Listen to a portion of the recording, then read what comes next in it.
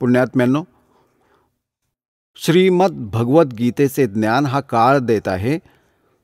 गीताजी अध्याय नंबर 4च्या श्लोक नंबर 5 व 9 मध्ये, अध्याय नंबर 2च्या श्लोक नंबर 12 मध्ये, अध्याय नंबर 10च्या श्लोक नंबर 2 मध्ये हा स्पष्ट म्हणतो की माझा जन्म आणि मृत्यू होतो.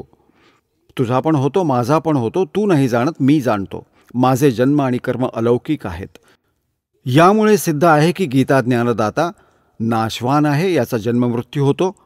गीताजी अध्याय नंबर 8च्या श्लोक नंबर 1 मध्ये अर्जुनने विचारले की प्रभू, तुम्ही अध्याय नंबर 7च्या श्लोक नंबर 29 मध्ये ज्या तद्ब्रह्मच्या विषयी सांगितले आहे की त्याला जाणल्यानंतर आणि सगळ्या अध्यात्माने परिचित, सर्व कर्मांनी परिचित व्यक्ती फक्त जन्म आणि मरणातून सुटण्याचा प्रयत्न करतो, तर तो किम तद्ब्रह्म 8व्या अध्यायाच्या प्रथम मंत्रात श्लोकात विचारलं.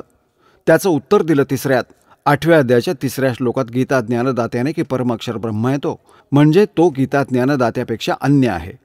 म्हणूनच गीताजी अध्याय नंबर 18च्या श्लोक नंबर 62 मध्ये म्हटले की अर्जुन, तू सर्वस्व भावाने त्याला शरण जा, त्याच्या कृपेनेच तुला परमशांती आणि सनातन परमधाम प्राप्त होईल. गीताजी अध्याय नंबर 15च्या श्लोक नंबर 1 पासून 4 पर्यंत आणि 16-17 मध्ये सांगितले की उलटा लटकलेला संसाररूपी वृक्ष आहे, वरती मूळ पूर्ण परमात्मा आहे, खाली तिन्ही गुणरूपी शाखा आहेत. आणि जो संत या सगळ्या या संसाररूपी वृक्षाच्या सगळ्या भागांना सांगेल, क्षरपुरुष कोण आहे, अक्षरपुरुष कोण आहे व परमक्षर पुरुष ब्रह्म कोण आहे, शाखा काय, पाने काय आहेत, स वेदवित तो तत्वदर्शी संत आहे. त्यानंतर परमेश्वराच्या त्या परमपदाचा शोध घेतला पाहिजे. 15व्या अध्यायाच्या 4थ्या श्लोकात म्हटलंय की जिथे गेल्यानंतर साधक परतून कधी संसारात येत नाही, त्यांचा पूर्ण मोक्ष होतो. आपल्याविषयी 8व्या अध्यायाच्या 5व्या आणि 7व्या श्लोकात म्हटले की माझ्यात मन लावणारा हो, माझ्यात भावित राहा, तर मला प्राप्त करशील. युद्ध पण करावं लागेल, युद्ध पण कर, माझं स्मरण पण कर. याने सिद्ध आहे की यामुळे परमशांती नाही मिळू शकणार. जिथे युद्धाचा रोल आहे तिथे शांती नावाची गोष्ट नाही, आणि जिथे जन्म आणि मृत्यू आहे तिथे शांती नाही. आणि मग ते परमधाम कसं झालं जिथे गेल्यावर परत नाही येत? तो परमात्मा अन्य आहे. यासाठी हा म्हणतो की माझी जी गती आहे ती अनुत्तम आहे. 7व्या अध्यायाच्या 18व्या श्लोकात माझ्या ओमने जी मिळणारी गती 8व्या अध्यायाच्या 13व्या श्लोकात म्हणतो ओम इति एकाक्षरम, ओम इति एकाक्षरम ब्रह्म व्याहरण मानुस्मरण य प्रयाती त्यजन्देहम स याती परमाम गतीम. हे बघा, आता 13व्या श्लोकात इथे संस्कृत पण वाचू, कारण की देवनागरी लिपी आहे.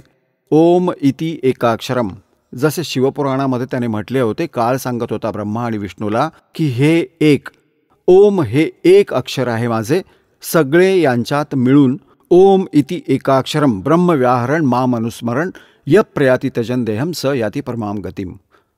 मज ब्रह्मचे माम ब्रह्म, मज ब्रह्मचे केवळ एक ओम हे एक अक्षर आहे, नथिंग एल्स.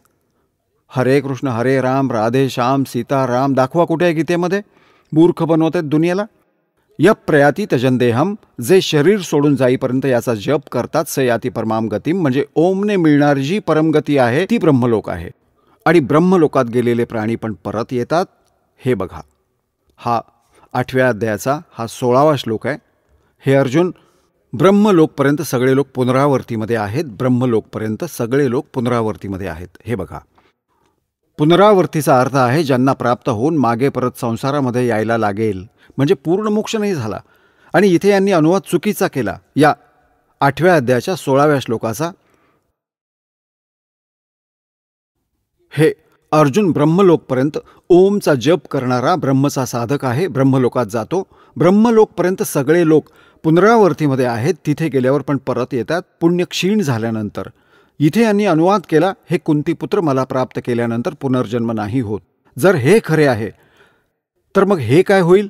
गीताजी अध्याय नंबर 4चा श्लोक नंबर 5 व 9. होय होय, हे बघा, अध्याय नंबर 4चा आणि श्लोक नंबर 5 आहे हा 5 हा इथे येतो त्याचा अनुवाद. हे परंतप अर्जुन, माझे व तुझे खूप जन्म झालेत, त्याला तू नाही जाणत, मी जाणतो. याने सिद्ध आहे की गीता ज्ञानदाता म्हणतो की माझे जन्ममृत्यू होतात. 4थ्या अध्यायाचा 9वा श्लोक आहे. हे अर्जुन, माझे जन्म आणि कर्म दिव्य आहेत.